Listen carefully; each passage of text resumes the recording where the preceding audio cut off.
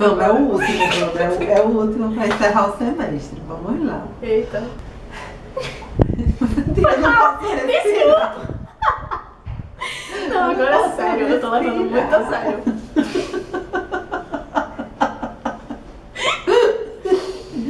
Ai. Linguística é coisa séria. Eu tenho que respirar antes de falar. Eu respiro e você ri. Tá, deixa eu respirar quando você tá rindo. Oi, eu sou Tainá. Ai, desculpa. Ai, vamos. Oi, eu sou Tainá. Eu sou Bruna. Esse é o Dias Radiantes e que bom que você tá aqui. Eu vou colocar essas risadas, porque não tem condição. A gente quase não começa esse vídeo, porque é um clima de festa, é um clima de alegria. Essa primeira temporada, porque nós somos tipo HBO, né? A primeira temporada dessa série de vídeos sobre linguística está se encerrando nesse vídeo de hoje. Mas não vai acabar, a gente vai continuar, mas não temos datas para os próximos vídeos. Inclusive estou tentando convencer a Bruna a criar um canal. Se você quer que ela crie um canal, deixe um comentário, dê um joinha, porque ela, né, tem um talento. Tem que desenvolver a timidez, né? Temos que continuar vendo esse talento aqui no YouTube. Né, quando ela vir que vai se inscrever tipo 10 pessoas e vai ter 5 visualizações, ela vai perder a timidez. Então ela só precisa criar. É instantâneo. Tipo... Sim, mas importantíssimo, o vídeo de hoje são 5 conceitos de linguística que vão mudar a sua vida. Que você não pode dormir sem saber quais são. Não, mas é sério, são conceitos muito importantes se você é estudante de letras ou se você é estudante de qualquer coisa ligada à linguagem, porque vai fazer toda a diferença. É o mínimo que você precisa saber. Então vamos começar. Primeira coisa, o que é a base, Bruno, de tudo do universo? Se eu não souber, eu morro agora. O que é? Sim. A base é o fone. O fone é qualquer som que seja produzido pelo aparelho fonador humano, que é composto pela boca, pelo nariz, pelos pulmões até, e é todo esse sistema biológico que a gente utiliza para poder produzir sons, que são os fones. Então o papagaio não fala, porque ele não tem um aparelho fonador humano. Né? Então não são qualquer sons, né? Então o som de bater na mesa, o som das folhas da árvore quando o vento bate, o cachorro latindo, isso não são fones, isso são sons. E essa é a primeira diferença que é importante de se ter em mente, né? Os fones são os sons produzidos pelo aparelho fonador humano. E os sons é o resto, todas as coisas que a gente é capaz de ouvir. Então, para sintetizar, na natureza existem vários sons. Que é tudo que o nosso ouvido é capaz de ouvir, mas fone é só uma coisa específica. Dentro de vários sons, a gente tem os fones, que são os sons produzidos pelo aparelho fonador humano. E aí tem uma diferenciação importantíssima a ser feita agora que a gente sabe o que é um fone. Que fone é diferente de fonema.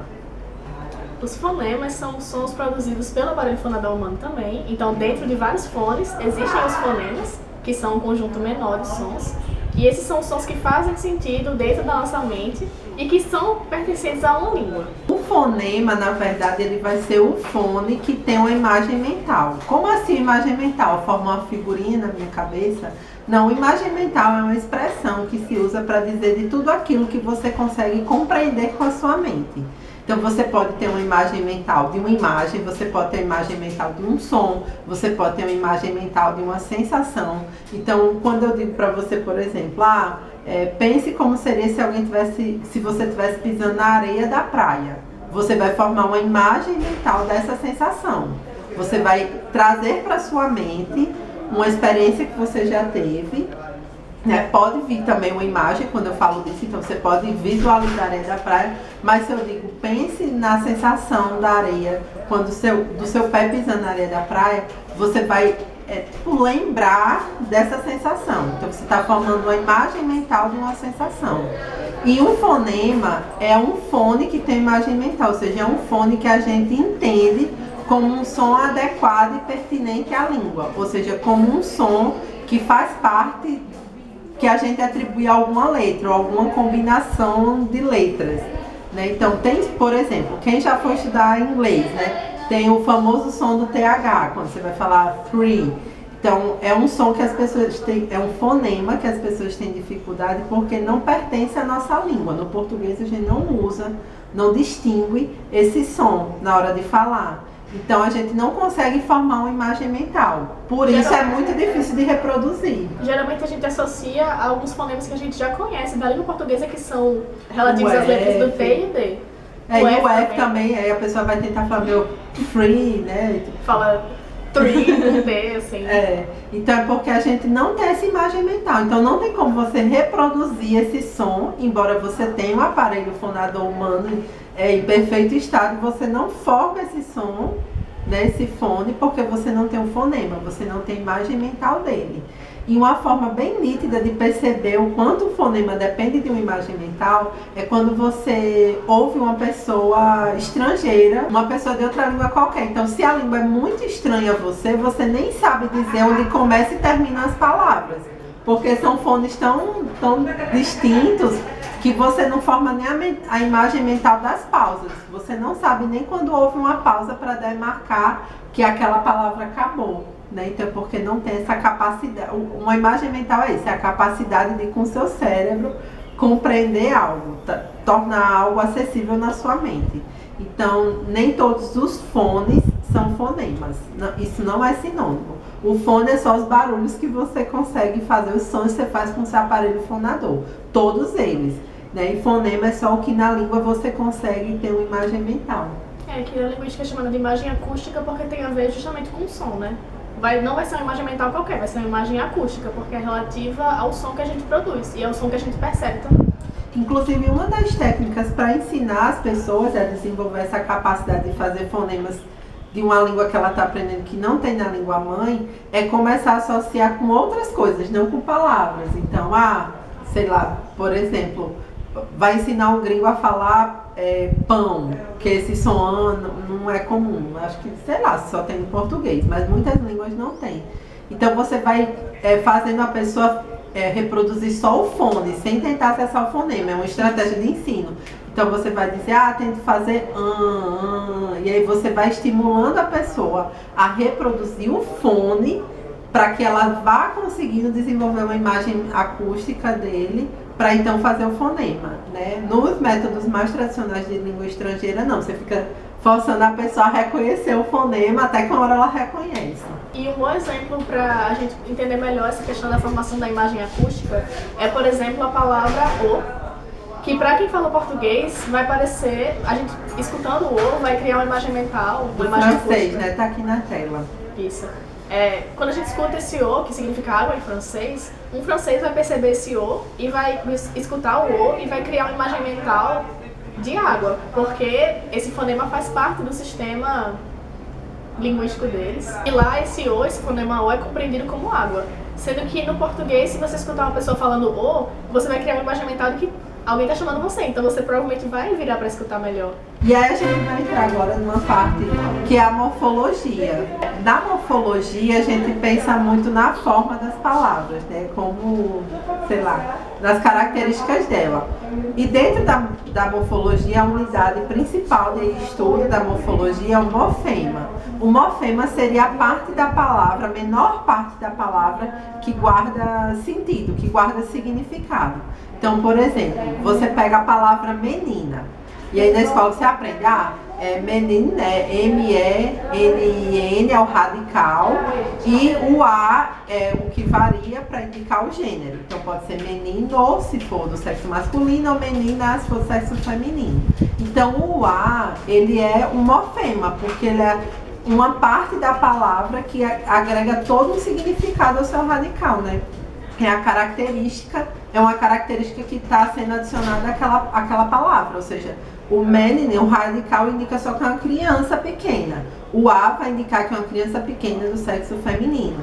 Agora, se eu digo menininha, esse NH, ele está indicando que é diminutivo, né? Então, que é uma criança menorzinha ainda, né? E se eu falar menininhas, o NH vai indicar que é uma criança pequena, menor ainda. O A vai indicar que é um homem do sexo feminino. E o S vai indicar que é mais de uma, que é plural.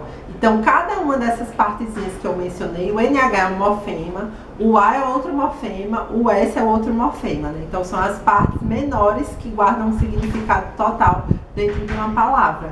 No caso, adicionando características à essência da coisa que está expressa no radical. Então, quando a gente estuda morfologia, nosso objeto de estudo são os morfemas, que são essas pequenas unidades que têm um significado autônomo. Tem um significado próprio que você, brincando com esses morfemas, por assim dizer, você cria novos significados para os radicais das palavras. E que as possibilidades são infinitas, né? Porque o A não vai guardar o sentido de gênero só para menina, para todas as coisas, quase todas as coisas, porque aí vão vir as variações e as exceções, né? Mas quase sempre, quando você vê um A no final de uma palavra, você já vai saber que aquela palavra pertence à categoria do gênero feminino. Quase sempre, quando você vê um S no final da palavra, você vai saber que aquela palavra está no plural. Então, por isso que é importante estudar os morfemas, porque você, entendendo que aquela unidade agrega um sentido, toda vez que você vir, você já pode atribuir o sentido àquela palavra. Então, como eu disse, né, o morfema, essas partezinhas, e eu mencionei o radical. E o radical da palavra nada mais é do que o lexema, ou seja, aquilo que guarda, como eu falei, a essência da coisa, o sentido primordial, né? O que define e aponta a coisa em si. Como eu disse, é uma criança pequena, né? O M-E-N-I-N, né? Então, a essência está no lexema, né? O que guarda o sentido semântico da coisa. O morfema ele só vai adicionando características, mas ele não muda a essência da coisa em si. Ou seja, no final das contas, o lexema é o que liga a unidade, a coisa em si, ao sentido que a gente quer atribuir a ela, assim, na língua. Os lexemas, eles não só se referem a objetos do mundo, mas eles também podem designar ações, podem designar processos, podem designar outras coisas que não são somente coisas materiais, cuidados também. Por exemplo, velho. Tem toda uma polêmica com relação à palavra velho, porque quando a pessoa vê ela não sabe se é um substantivo, um adjetivo. E muito importante isso que você disse, que aí nós vamos para o nosso último conceito que vai mudar a sua vida. Porque a palavra velho, ela pode funcionar tanto como um substantivo, e aí ela representa um ser, uma entidade, ou ela pode funcionar como um adjetivo, ou seja, aí ela funcionaria como uma característica, um indicador de categoria. E aí, se você está estudando só lá os morfemas e os lexemas, você fica sem saber onde enfiar a palavra velho. E aí você vai precisar de mais um conceito, por isso que ele vai mudar a sua vida, esses conceitos, que é o conceito de sintagma. Que está inserido, que na verdade é o objeto de estudo da sintaxe, que é a ciência inserida dentro da linguística, que vai analisar a interação dos objetos, a interação dos sintagmas dentro de uma sentença, que é a unidade maior. E dentro dessa sentença tem vários sintagmazinhos, que são grupos de palavras que se juntam e que têm um significado autônomo. Então, da mesma forma como o morfema é aquela pequena palavra, aquela pequena letrinha que vai aparecer na palavra, da mesma forma como o lexema é o radical que vai indicar a essência, o sintagma é esse grupo de palavras que, apesar de ser um pouquinho maior do que o lexema e do que o morfema, vai ter um significado único, dentro da sentença, que é o contexto mais amplo. Para você realmente entender o sentido de uma palavra, né, de uma unidade, você não pode olhar só ela mesma, mas muitas vezes você precisa olhar a relação que elas estão estabelecendo entre si. Então, quando você diz, para usar o exemplo que o professor sempre dá na sala, né, o velho caiu, a relação da palavra velho com as outras palavras da sentença vão lhe ajudar a saber que aquela palavra ali vai entrar na categoria de seres. Mas se eu disser, meu caderno é velho, a relação dessas palavras vão apontar que velho, nesse caso, indica uma característica.